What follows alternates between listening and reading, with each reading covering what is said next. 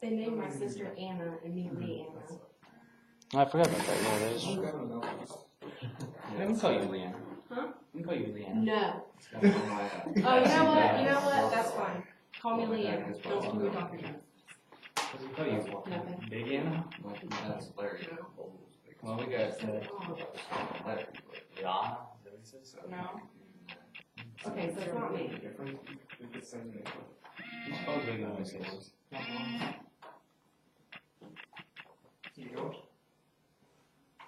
Dr. Rose? Yeah.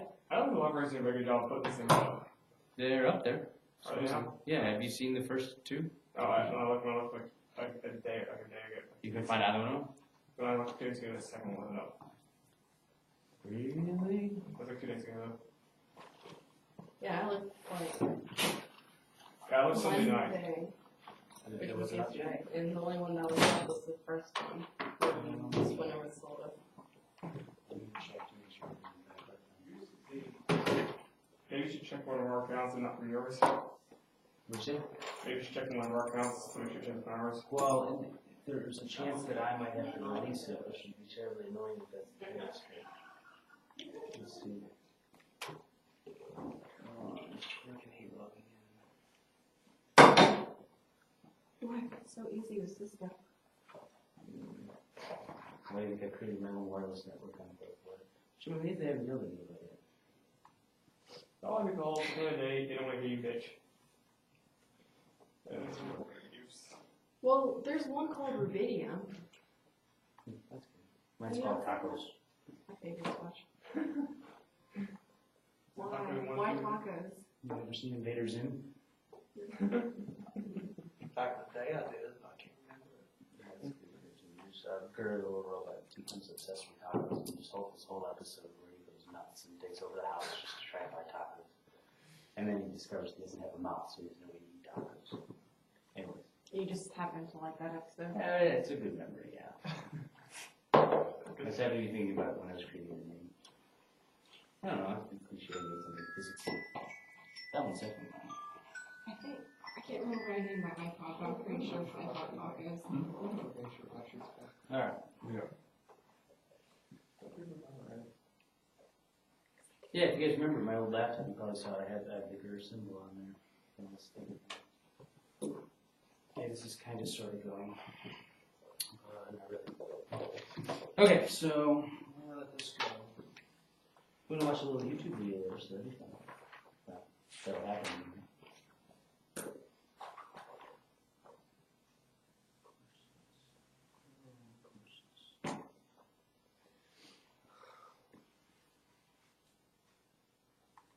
Who's Andrew McClade?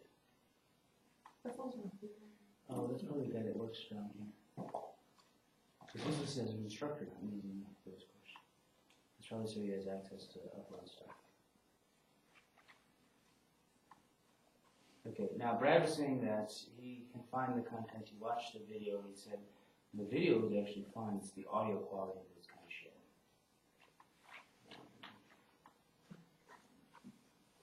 So is Brad going to the entire class or going to be here for part of it?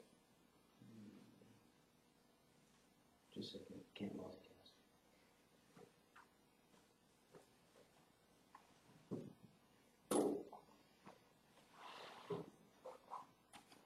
Come on.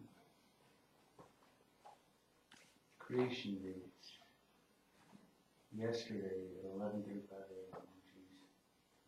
Okay. I'll talk to them about the video 1 and lecture 2 in here. So it didn't go up to 11:35 yesterday. I apologize, guys. They're supposed to be there a lot sooner than that. Alright, so, where were we? Oh yeah, we're playing with Anna and Bob. We're going to be Anna and Bob for the majority of this entire section here. Do you know at UCU they teach a course called Superhero Physics? No, that sounds awesome. I feel like I did better before. Okay, Anna's running, and she has little T-Rex arms. Alright, and a flashlight. Off she goes. Anna's moving at 0.2 c, the speed of light. Bob is sitting here oogling her from the sidelines. Did she lose her hair?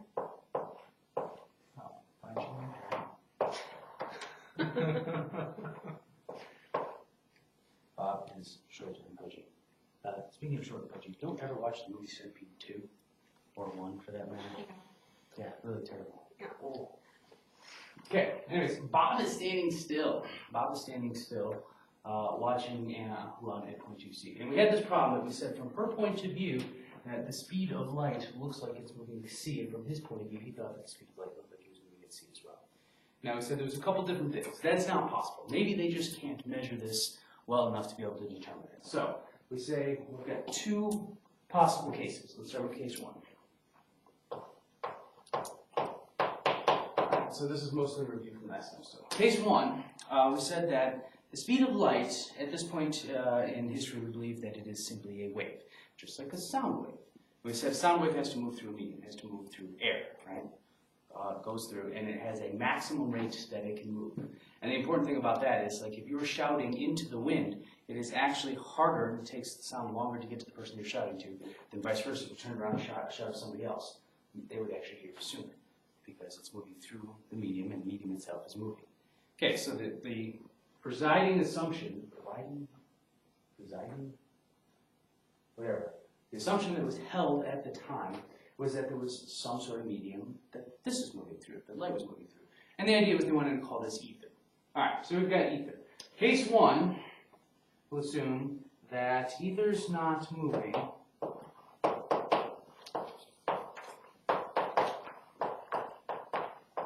Not moving with respect to Bob.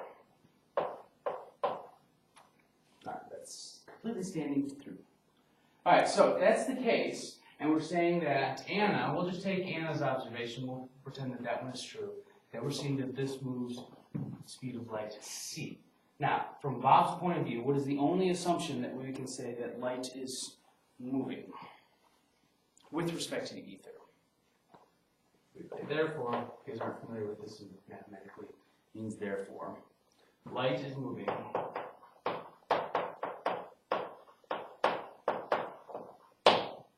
blank with respect to ether. Okay, so we're saying Anna sees this moving at c. We're saying the ether's not moving, it's just standing still. So it's like in a still room like this where the air is not moving. Anna happens to be moving at 0.2c, and she sees the light moving at c. So, with respect to the ether, how fast must Bob assume that light moves? Come on. There's like 2 guesses. Pick one. 1.2. Sure, 1.2. 1.2c. I will force you to participate.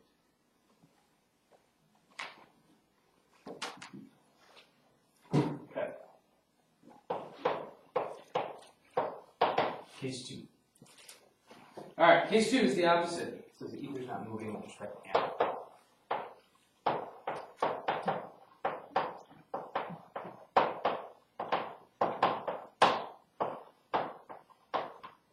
I'm going to have to ask Jones what she calls her. All I know is that I can't call her anything. Did you tell her that she's in her physics? Your sister? No. She will be for in a couple weeks. Not my fault, publisher's fault. Okay, so ether not moving with respect to Annie. Now, there's a couple of conclusions to this one. So she's moving, she happens to be running at 0.2c, which is the assumption now we're going to say is that the ether is also moving at 0.2c. Off it goes. All right, so light must move at 1.0c with respect to the ether. And I keep adding the 2 with respect to it's already in there. The other thing is the ether.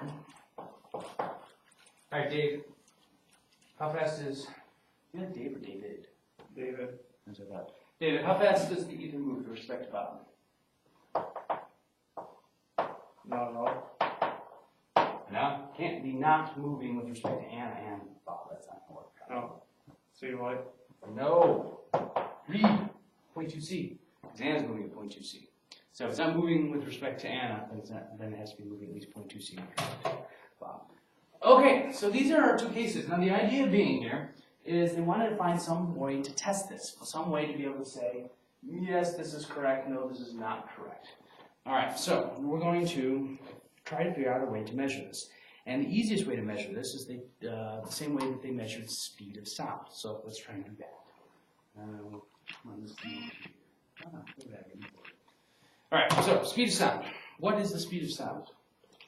I made you guys memorize this in 2212. 3. 343. There you go. Nice. Do you have to memorize that as well? Mm-hmm. Oh, okay, good. See, he got it. He was even in my class first. He's faster. I'm sorry. Alright, so speed of sound, VS, is 300. And we're just going to go with 340 meters per second. 343, 340, about the same. Alright, so how are we going to measure that? A good way is to stand here and yell. Yell.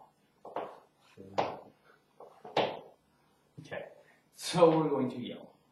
Now, what's going to happen is we're going to yell into a large tube. Cave would work really nicely, especially if it's a perfectly cylindrical cave. And what's going to end up happening is we're going to have sound that bounces off this back wall. Bam, hits the back wall, and comes back. Now, when it comes back, what is that known as? What happens when you shout into a cave? Echo. So the sound wave bounces off back and comes back. Now, if you do it right, you can actually create reverberation if you could have perfectly matched the tone on the way back in. All right, so with that, a couple different things. The amount of time that it takes this to come back, the total delta t here, will give us information as to how fast sound is moving, right? So, what information do we need to know? Distance. Distance, that's the biggest one. We need to know L, the distance that this is from here to there. Okay? It's going to go there and back, so it's actually going to be a distance of 2L. The other thing, the idea that we're talking about over here, what's the other thing that we need to know? What? Has something to do with the median. Where we're at? Your density was? No, not so much where we're at. More importantly, how fast is it moving? Okay. How fast is the air itself moving? Now, this would be lovely to conduct the experiment. So the air is not moving. We're standing in a giant calm air that isn't moving, but we can't be guaranteed of that. Okay. Especially when you're trying to record stuff back then, there's no way to do it. So, we're going to make an assumption, and we're going to say that V of air is going to go this direction. I'm using slightly different notation in the book just to be a little bit more explicit. Alright, so we've got V air going that way. Now, if we're wrong about this, if in this column of air the direction happens to be the other way, then we'll just end up with a minus sign. The value for this will be minus, and we still wash out that same result. It's not a big deal, we're wrong. The other thing is, what if V air is pointed at some direction up this way? Okay. All that matters is the component of it, the V air x, if you will, of this. And the same idea is if we're wrong about this, then we'll just have the negative V air x. So whatever the y component of this is not going to affect us. Doesn't matter. All right, not for this part anyway. All right, so we've got V air going this direction. And we've got the velocity of sound. V sound going this way. All right, off it goes. Now, so the velocity for traveling from his mouth all the way to this back wall for the first leg of this, so we're going to separate this into the first path and the second path, going there and coming back. Okay, so velocity 1, I could say, is going to be equal to velocity of the sound plus velocity of air. It's just those two things added together. All right, so that means on the way back, obviously velocity 2 is going to be V sound minus V air, because it has to fight against the air to get back. Alright, but what we really want to know is time. Alright, so how do I figure out time in terms of all this information? Give me a very basic equation. First kinematic equation you ever learned in 2201 or 2211. That gives us time and involves velocity and something else. VT equals D. Say again? Velocity times. Sure, VT equals V. That's even all the way back to high school. You're drawing on high school stuff now, aren't you? Yeah, the definition of velocity says velocity is equal to change in x with change in time. Okay? So, what's our change in x? Well, it depends. So, we can do it as one path going all the way back, in which case it would be 2L, or we can divide it up into individual paths. We're going to divide it up into individual paths because the velocity is different for each one. So let's go ahead and say that it's L over delta T1, we'll call this, and that's equal to V1. So we solve this for our delta T1. I'm going to get L over V air. Actually, I'm going to write it the other way around. Vs plus V air. And obviously delta T2 then is going to be L over Vs minus V air. Alright, those are our two speeds. And delta T, of course, is going to be equal to delta T1 plus delta T2. Now we've got the amount of time that it takes to go that distance. And if we can calculate the air, which is actually pretty easy to even do like that, we can calculate the speed of air, then we can solve this for Vs. Okay. Now, if we want to combine this, this becomes the very ugly equation, delta T equals 2 VSL divided by Vs squared minus V air squared. Now, let's say for a second, let's take the easy, nice case where V air becomes 0. In that happy case, this part just goes away, right? So now, if V air is 0, we can say that our time, this is going to go to 0. This is a squared term, so that's going to come out. So now we're just going to have 2L over Vs, which is exactly what we'd expect and what Drew was leading to begin with. We can say that, you know, we can rearrange this so its velocity equals length of the time. In the event that V air is 0. If not, you do have to include this ugly term down. Okay, now, assuming that we have to include this, let's now solve for Vs.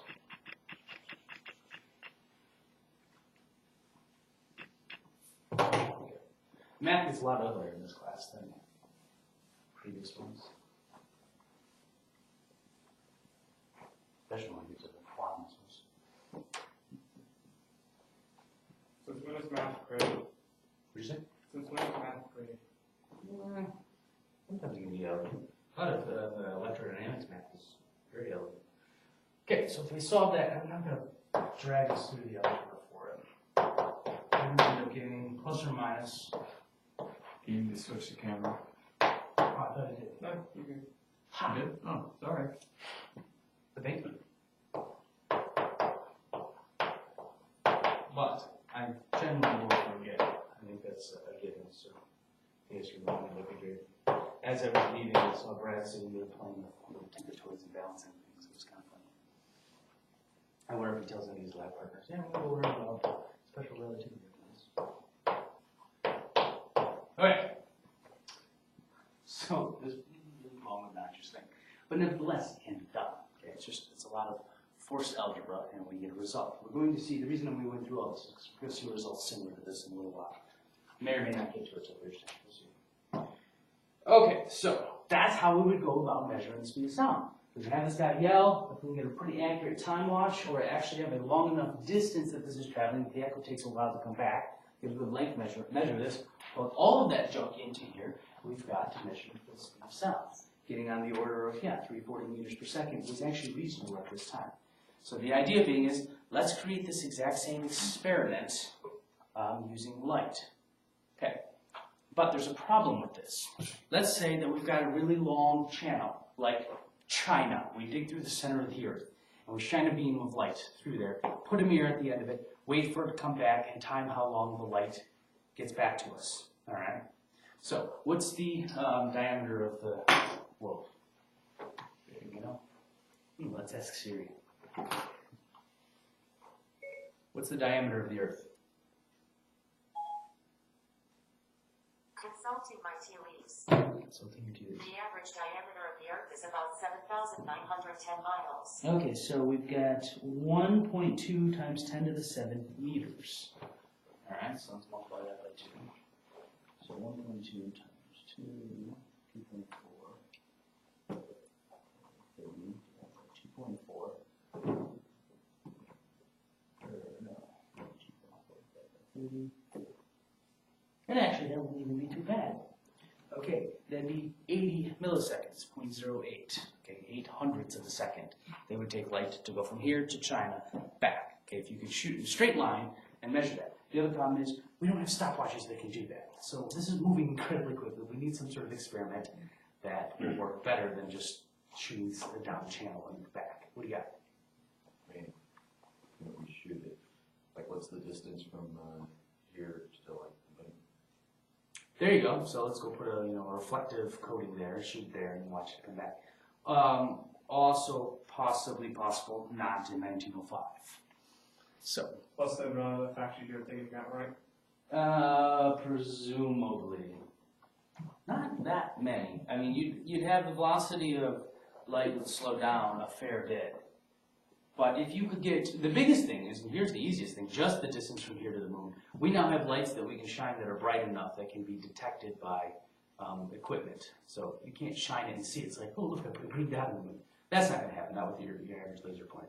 But we do have high-powered lights enough that can shine this, that you can have equipment that can detect it actually hitting the moon. So that's kind of cool. Again, not to 1905.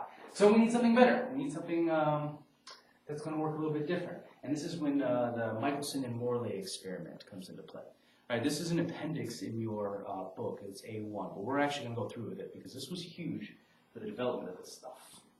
Okay. But first, there's a good example in swimming that'll explain how the experiment works.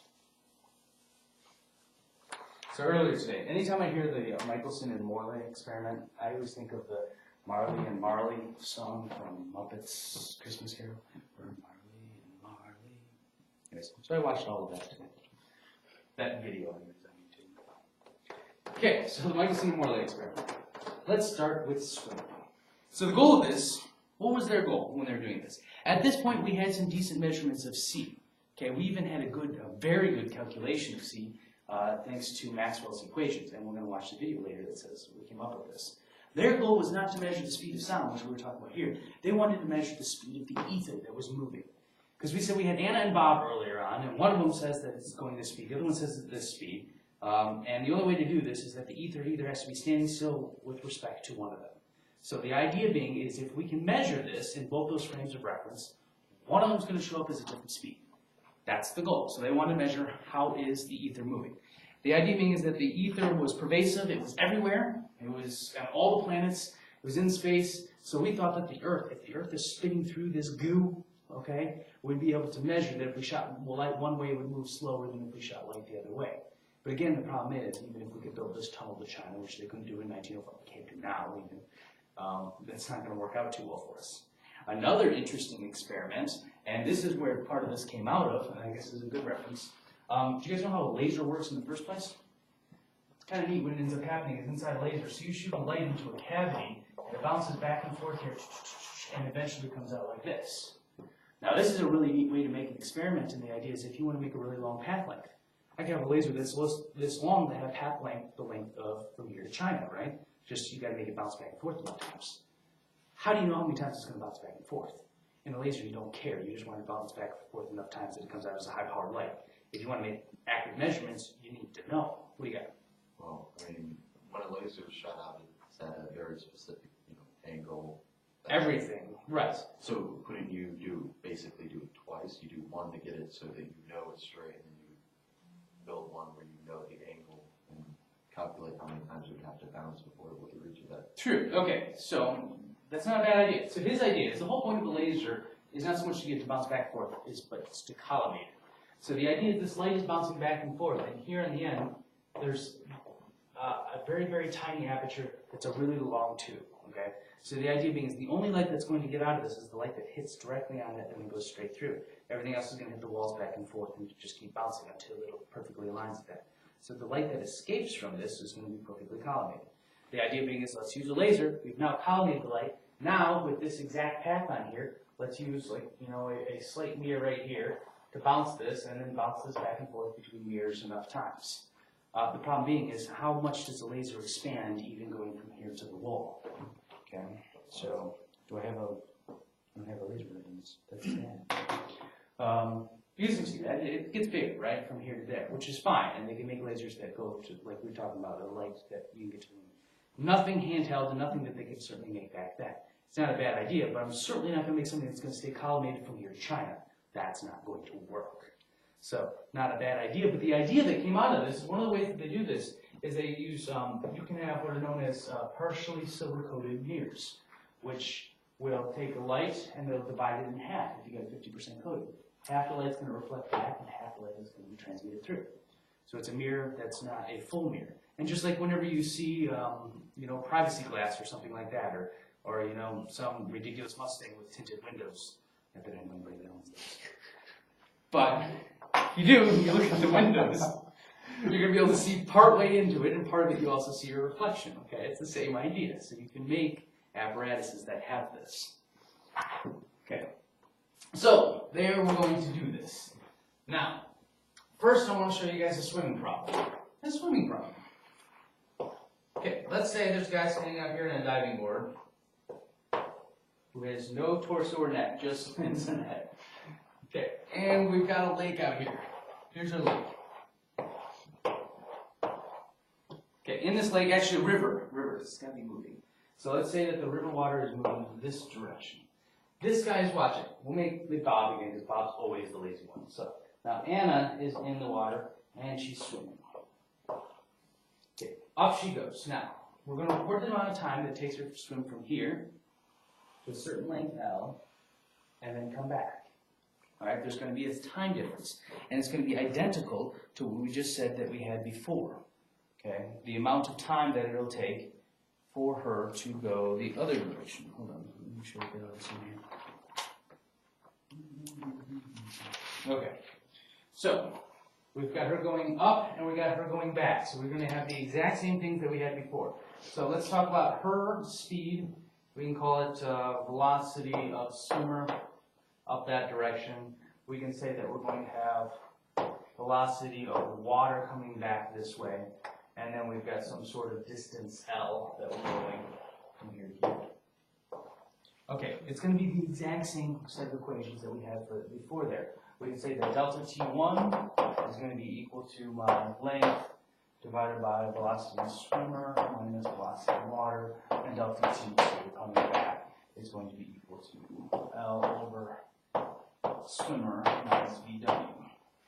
Okay, so if we multiply all this through, if we move this over to one side, I can have delta T2 times VSW minus delta T2 times VW. And I've just multiplied this side by VSW. This is equal to L now. Which I can do the same thing up here and say that delta T1 VSW minus delta T1 times VW. Alright, all of this algebra, we've gotten rid of L. Great. The problem is we still have two unknowns in here. We have the velocity of the swimmer, which we don't know, and the velocity of the water that we don't know. More importantly, we still have the problem, like we talked about. This might even work for water if we knew the velocity of one of those two, we can calculate the other. But it's not going to work for light because we can't shoot this to China. We can't just shoot a light that's going to come back in here. So, what they came up with is what if we also have the swimmer swim this direction and then back down. Also a distance L. Now, how does this help us? And I'll show you. So we've got somebody that's going to swim up this way and back down. Now, if the water's going this way, for those of you guys that had me, you remember the canoe problem? Where you had to paddle in one direction, the water was moving the other direction, you figure out how hard you had to paddle and things like that. That's kind of like this problem. So, if Anna's going to go perpendicular up this way and then back down, which direction does she have to swim? You got it, yeah, slightly at a slant.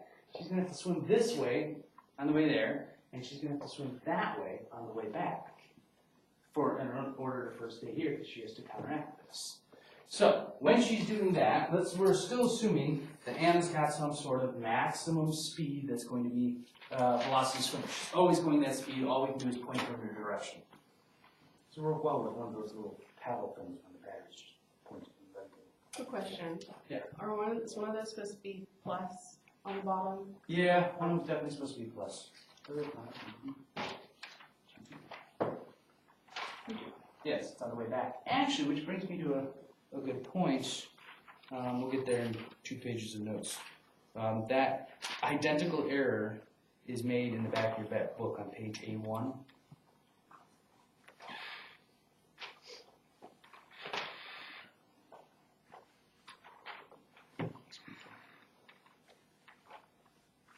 Okay, so page A1, round trip 2, right here.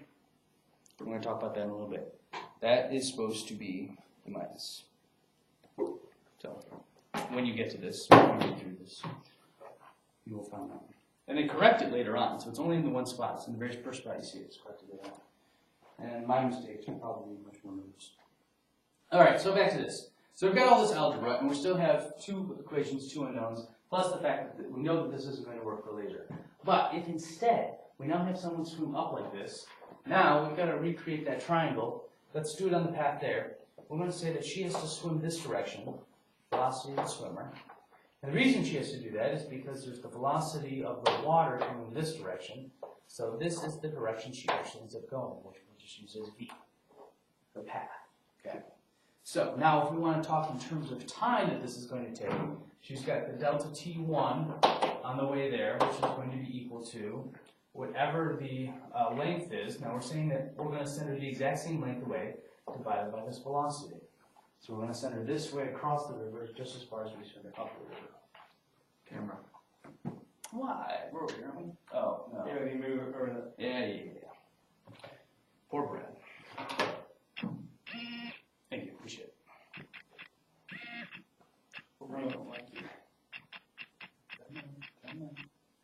There you go.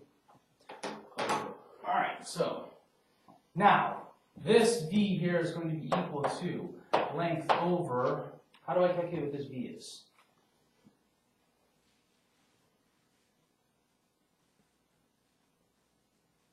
Feels like candy or something. Like Jolly Ranchers and toss them to. Yes, please. Yes. Peanuts when you guys get ready. Also, beer work better. Come on, you can do this. Math. Suck it through. No, doesn't matter. All right, Jared, I think you have the right idea. Well, how should I start this? I want this in terms of VSW and VW. Break it down as components. Okay. X, axis to Y of the swim or swimming. Okay. What do you mean? You want to come do it? No. I'm not sure exactly. It's a triangle, guys. How do we do this? Give me this one in terms of the other 2 lengths of this right triangle. B squared plus C squared. Okay, I like it. We're not used to anything in simple anymore. I will force you guys to participate. All right, now, what is my C squared, A squared, B squared in this case? 3 velocities. Okay, which one which? The velocity of the swimmer is C squared. There we go. All right, VSW. B squared plus W squared. All right. So we have to rearrange this. If we want V, we now say V is going to be equal to the square root of the swimmer squared minus VW squared. Okay, now we know where that comes from.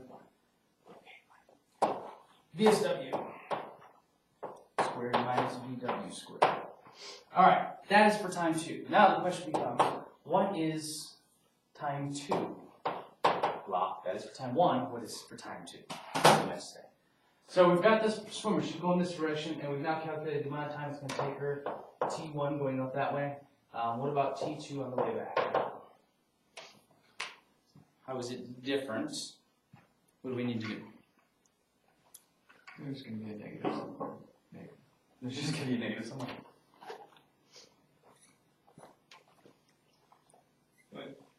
Well, okay. The length's the same, right? So the only thing we have to calculate is the velocity. And how is your velocity going to be different?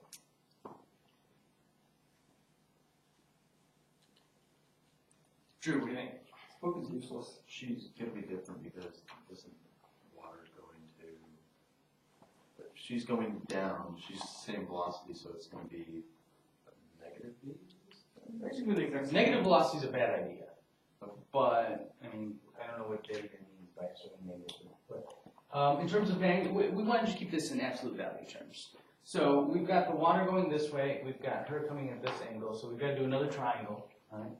So we've got her going like this, we've got the water coming across like this. So is it gonna be the same magnitude pointed the opposite direction? Would that be a better way to say what I was saying? Yeah, I didn't know if that's what you meant. That is what I Yes. meant, the opposite direction. In other words, it doesn't change delta T2 as far as the time goes. Okay, you guys see that? Because in this case, she's swimming against the current this way, and in other words, actually has to swim against the current this way. In either case, it's just going to be the exact same, which is nice because I can now say that the total time, delta T, is going to be equal to 2L divided by the square root of these things.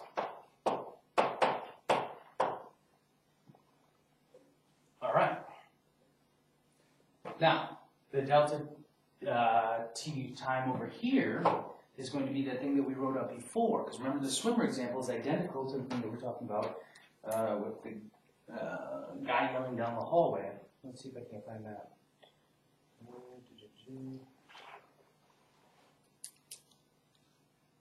So I can say over here, my total time is going to be equal to 2L VSW divided by the square root.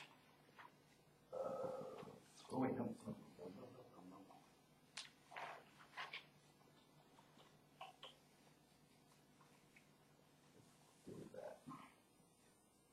Just a question. Where in the book are we? Appendix A. The phrase is where in appendix A now? Nothing's matched up with the book. Yeah, well, I'm doing it my own way. That's where we're at in the book, but Okay. I'm explaining this my own way. Okay. Okay, so we've got VSW squared here minus VW squared, which is the exact same equation that we had before, for when she goes that direction, and we've got the total time here that says 2L over VSW squared. So now the problem is these equations are similar but not identical. So let's go ahead and delete. Let me get this camera back over. Erase this other stuff and compare those two equations. All right, I think we got the idea here. Swim left, swim up, come back down. Takes a different amount of time to do that. Which one takes longer? Can you look at it and just tell me, or? Well, I think that doesn't matter, right? Thought that would take the same time. Okay, so let's say to go up and come back down, she has to swim up the current partially, both ways here, fully one way here, and it helps her the other way, right? So it kind of seemed like it'd be about the same. All right, so let's call this width parallel to the water. So I'm going to call change in time parallel, which David should be happy because I think that's the term they use in the book. 2L VSW. Oh, the phone we're at. What did you say? 5 hour we're at. Oh, you didn't? Wait, I know I did it. Oh, okay. And delta T perpendicular is going to be equal to that term we got over there. 2L over the square root. These things. Square root of VSW. Okay, this is really close. Now, one of the things we can do is we can then multiply the top and bottom by the square root of the bottom. We're not supposed to leave, this is not a proper fraction anyways, because we're not supposed to leave the square root under there. So we'll get 2L times the square root of VSW squared minus VW squared, all divided by VSW squared minus VW squared. Okay, now we're getting someplace, because that one's not square root.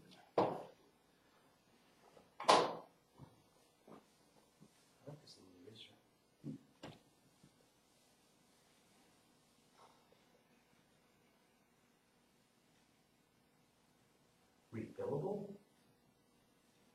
How's an eraser refillable? You want an eraser refill? No, thank you. So helpful. I try. Let me ask you the next physics question. This is why I don't talk in this class. Okay, I like that height. VSW. Now, we can see, now that the denominator is the same, we can see that this whole part of the equation is identical on both.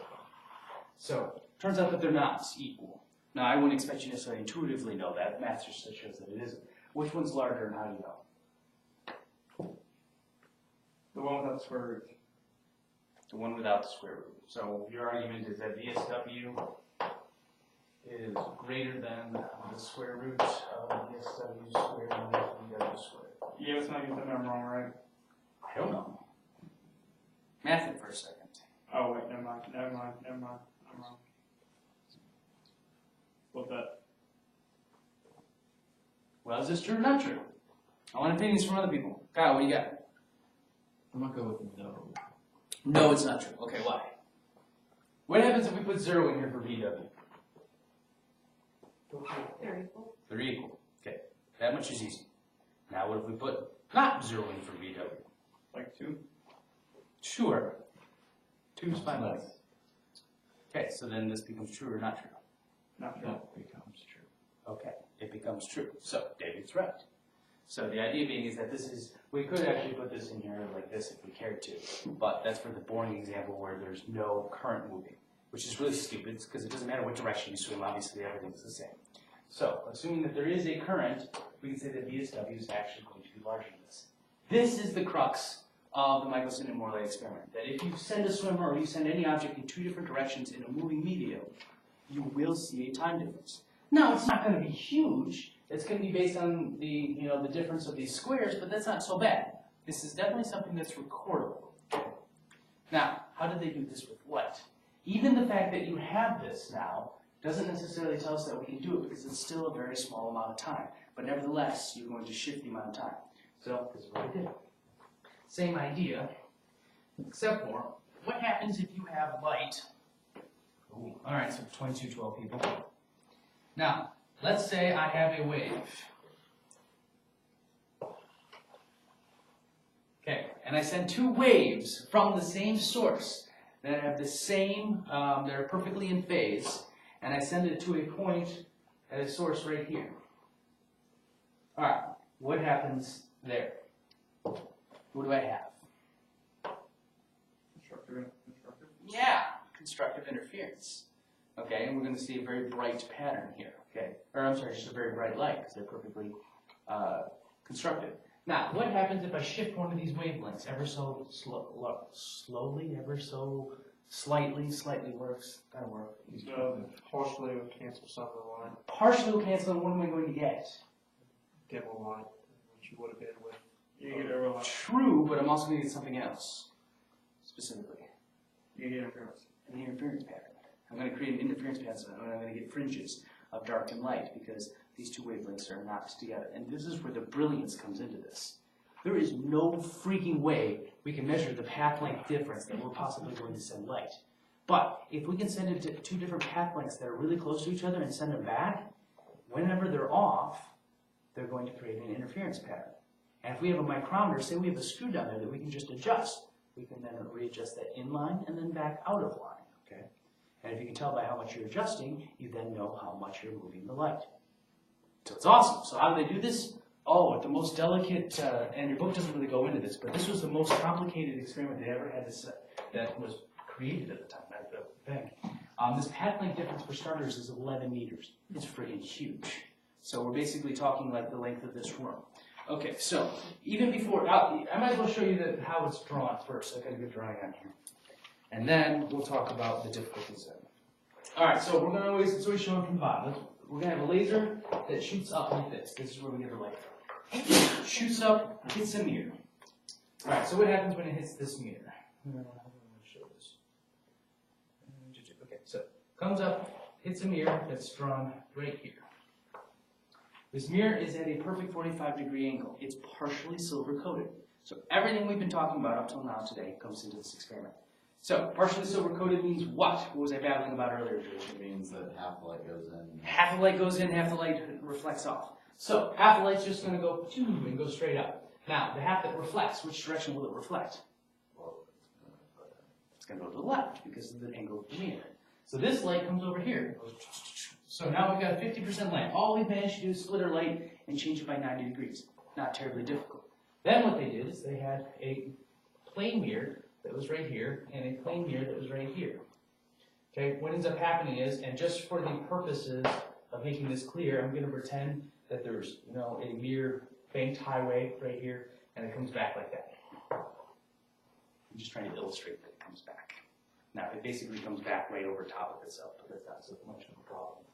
So it comes back, and it's going to come down like this, and this is going to hit here. Okay, so this is going to bounce off like that, and then this is going to pass through like this.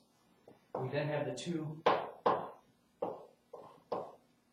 that's supposed to be an eye. In any case, we got the two beams of light that come back and then can be observed here. Now, there's a couple things that happen to this that I want to point out. Every time this light comes back and hits here, again, the same thing's going to happen. Part of it's going to come through this way, part of it's going to reflect off. When this light came back here, and it's basically all in the exact same point on the mirror, and they're using obviously thin mirrors. When this hits, it's going to go that way and go down. So every single time, we're still going to end up getting some light that's going to be reflected back this way, and then every time we're also going to, it goes off the mirrors. The point being is if you use a large enough intensity, the only place you're losing any light is the light that ends up coming back towards the laser, which isn't all that much, because it's 50% and 50% and 50% as by the time it gets here. So I don't know, math that, probably 12% use. So as long as you're using a decently powered light, you're going to get 87% of your light coming back this way, made up number. And then these two things are going to interfere with each other. They're going to interfere based on how far this mirror is compared to this mirror. Okay, if you move this mirror 1 inch, what's the path length difference? 1 minute. Nope. I know. That'd be easy if that was the answer. I was gonna roll half an inch. No. But Dad, stop that. You get one guess. You do that all the time, and you just try and run through numbers.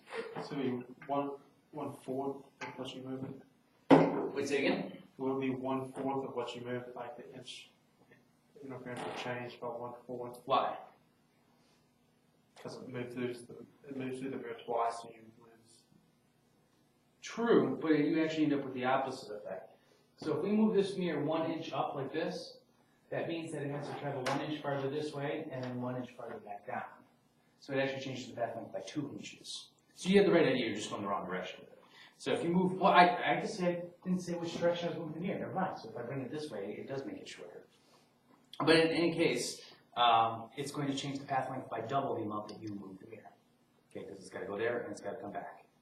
Okay, so that was the idea. Now over here, then they're looking for the fringes. Okay, they've got a detector over here, and they're going to pass it through a tiny hole. So you got your aperture that's going to come over here, and there's not really an eye here. There's a screen, obviously. The book doesn't talk about that because it doesn't assume you necessarily know anything about this stuff. But you guys do. You guys had this sort of stuff in 22. Okay, too. All right, so you put plastic through a hole, and based on the interference pattern of these two waves, you're going to get your fringes on this wall. This is great. But, like I said, this is a path length difference of 11 meters. So if we look at this, we've got 1, 2, 3, 4. So you got to divide by 4. So you've got basically at least 3 meters. So one leg of this has to be 3 meters. So this room is barely enough of a size to make this work. Now, there's a couple other problems that they had to do with this. Now, the idea being is that they're assuming the Earth is spinning in this ether and they want to measure it. Okay, so one of the things that is really important is that they're assuming that the ether is going to be coming across the Earth's surface as it rolls like this. It's going to be spinning through this goo. So this thing has to be level. Now, when I say level, I mean stupid, precise level. Okay, and the slightest vibrations could possibly throw this whole thing off. Plus, you have to have these two lasers come back in here. How do you level something that's the size of a swimming pool? Very careful. True. Very careful. I kind of gave you a hint by telling you it's the size of. But if you put it on a surface, like water or something, Yes, why water? because water always stays there perfectly level, right? Right. Problem is, water is way too subjective to waves and movement and things like that. Doesn't like sand or gel. No, sand wouldn't be level enough. So I need something that will be perfectly level, but is stupid dense. Mercury. Mercury. They built a swimming pool of mercury to float the son of a gun on. So how many people died? Why I don't know, and that's the curious. I want to know how many gallons. These are the questions I have too, and nobody writes this stuff down. How many gallons of mercury did they use for this thing? Like, don't they play this? Hey, we're just like the same. Something want to know the answer to this? Oh, it's stupid large. Now, it turns out that later on they made this, they could make them smaller because they made more mirror paths and bounces and whatnot. But either way, even if you got a tabletop version, that's still gallons of mercury that you're pouring into this. But that's how they did it. They used gallons of mercury and they can balance it. And there's a lot of optics that are still done with that principle of balancing something on a floating surface. They don't use mercury anymore. But if you can balance something like that, you've got a large enough pool, I mean, stomping around and things like that, the mercury will absorb that and everything will still stay perfectly level, so they could actually move around and work with this thing. There's another reason that they had to do this too. Okay, now let's say, pick a direction here that you want the ether to be moving right now. To the right. To the right. The ether is moving to the right. Grand ether is moving this way. Perfect. Our experiment is awesome because we've set it up because we knew exactly which direction the ether was moving, and we should now see a perfect path difference between the ether there. Because it's 90 degrees, right? Now, what if the ether is moving this direction? It doesn't matter, right? Well, we're not going to see any effects because we've got 50% of the ether affecting our path length difference in one direction and 50% affecting in the other direction. So you have to try multiple, and you have to try to set it in Multiple angles. So, when I say that there's a fringe pattern, there's already going to be a fringe pattern due to the way the path length difference, where these are set up, right? So, what are they looking for this due to the ether? change. A change. That's all they're expecting. In other words, if they've got it here, the path length difference is partially due to the fact that these aren't going to be precisely the same. Like, they know that. It's not even worth trying to. They've set up experiments such that it doesn't matter. And what happens is, the idea is, on this giant pool, if they rotate this thing, as they rotate it, the path length difference is going to be affected by the ether, the rate at which light could pass through the goo of ether. So what's going to happen over here is the interference pattern should change, the number of fringes.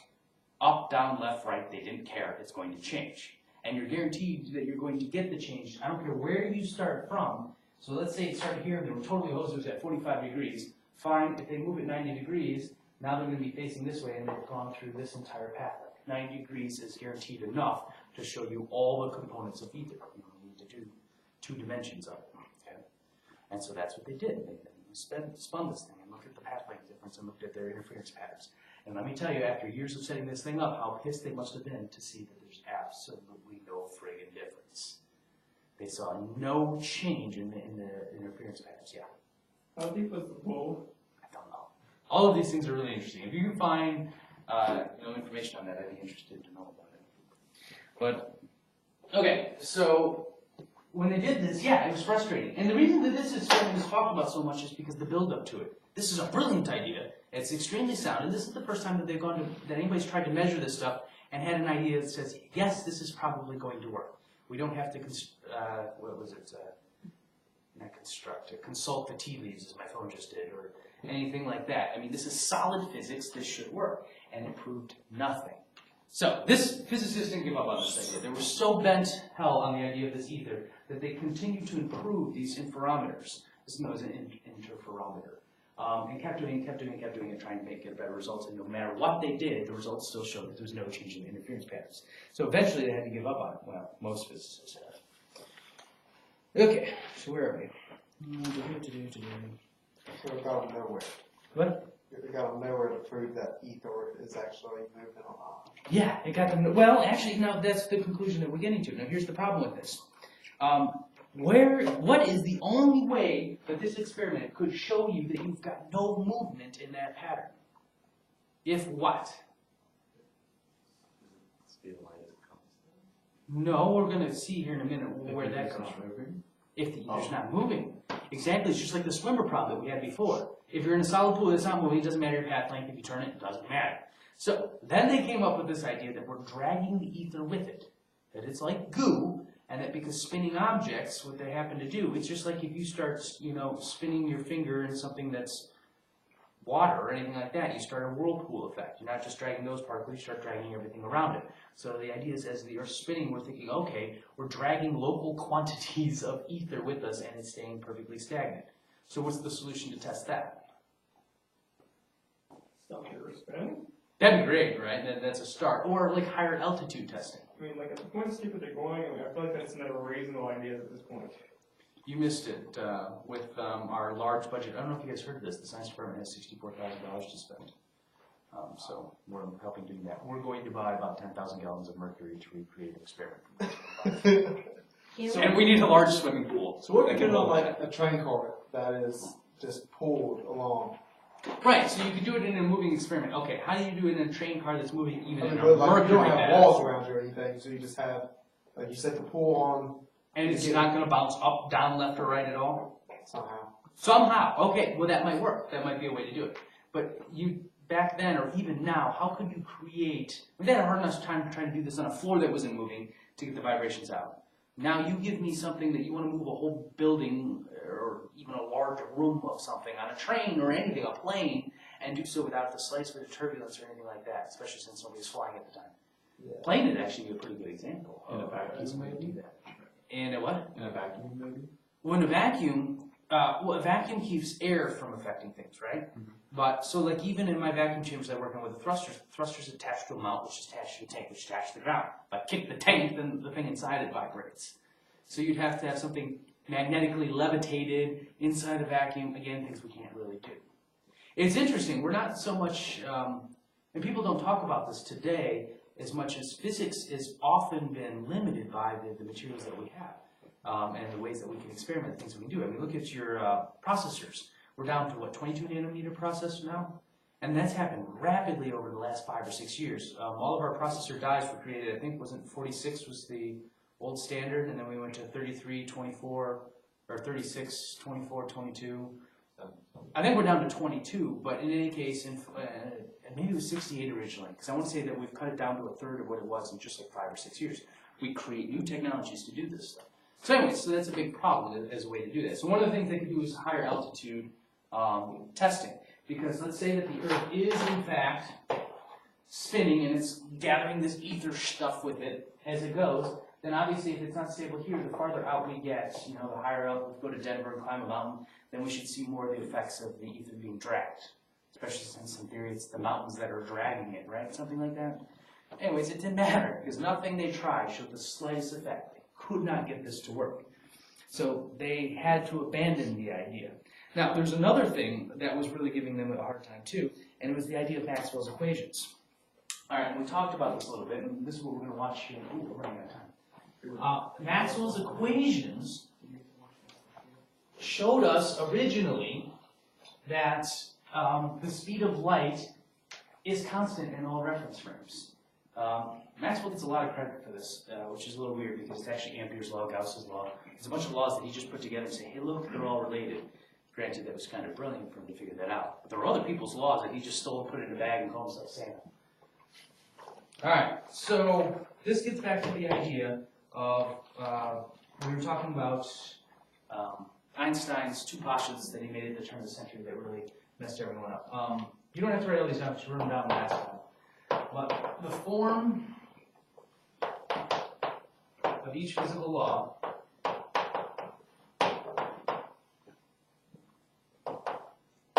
is the same in all reference frames.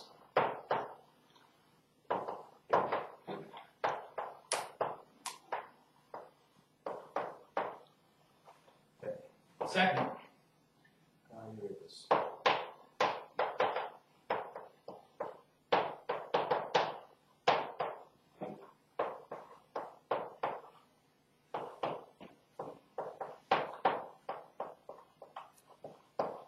Okay, and the same is that light moves at the same speed for all observers. Okay, and these are the two things that he postulated, and we talked about before how that doesn't work. It doesn't work for us. You can't say light moves at the same speed for all observers if the same physical laws apply in each reference frame. If I'm moving faster and I shoot a light off my car that's moving at 0.2c, we've got the Ann and Bob situation, it should get there quicker than if I was standing on the ground. How can you tell me that they get there at the same time yet it's both moving at c? It doesn't make any sense. Okay, and this is, of course, leading up to the idea that space-time can actually work.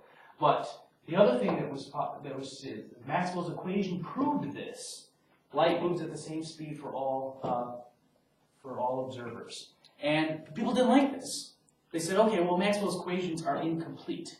The only thing that they trusted was mechanics. And remember, we had the fourth thing up here, and we said the mechanics was right, and then we were trying to take things that are really small, moving really fast, make it work for mechanics. And it took years and years for people to say, fine, everything else works, it's mechanics that's broken. The Newtonian mechanics that we've come to love and trust in our concept of space and time. The spice. Yeah, the spice and time are wrong, are flat out wrong, and we have to abandon them. And nobody wanted to do that. They wanted to try and force Newtonian mechanics on this. So it turned out that electromagnetism, Maxwell, they were all right, and then they changed all of it. So now I'm going to watch a quick video, and I'm glad you're here because I wasn't had any idea how I was going to put this onto the system. Maybe hyperlink. In fact, I'm going to go ahead and stop the lecture.